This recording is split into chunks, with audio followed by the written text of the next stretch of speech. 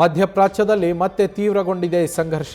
Iran ಮೇಲೆ America ಮತ್ತೊಮ್ಮೆ attack ಅನ್ನು ಮಾಡಿರುವಂಥದ್ದು. ಇರಾನ್ನ ಬಂದರ್ ಅಬ್ಬಾಸ್ ಹಾಗೆ ಸಿರಿಕ್ ನಗರಗಳ ಮೇಲೆ ದಾಳಿಯನ್ನ ಮಾಡಲಾಗಿದೆ ಅಮೆರಿಕದಿಂದ. ಶಾಂತಿ ಒಪ್ಪಂದ ಮುರಿದು ಬಿದ್ದಿದೆ. ಉಭಯ ದೇಶಗಳು ಮತ್ತೆ ಕದನದಲ್ಲಿ ತೊಡಗಿರುವಂಥದ್ದು, ಯುದ್ಧದಲ್ಲಿ ತೊಡಗಿದ್ದಾವೆ. ಬಾಬಹಾರ್ ಬಂದರಿನ ಬಳಿಯೂ ಕೂಡ ಸ್ಫೋಟದ ಸದ್ದು ಕೇಳಿಬಂದಿದೆ.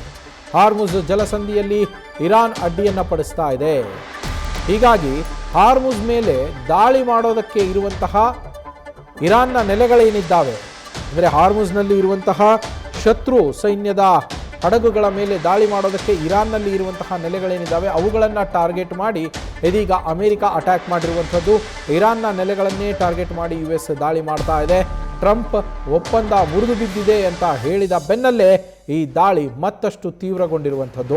ಇದೇ ಜೂನ್ ತಿಂಗಳ 19ನೇ ತಾರೀಕು ಇರಾನ್ ಮತ್ತು ಅಮೆರಿಕಾದ ನಡುವೆ ಶಾಂತಿ ಒಪ್ಪಂದ ಆಗಿತ್ತು.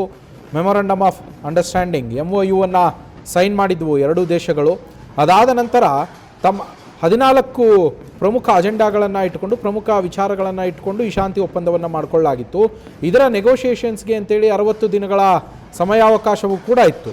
ಆದರೆ 1 ತಿಂಗಳು ಕೂಡ ಈ ಶಾಂತಿ ಒಪ್ಪಂದ ಮುಂದುವರಿಲೇ ಇಲ್ಲ.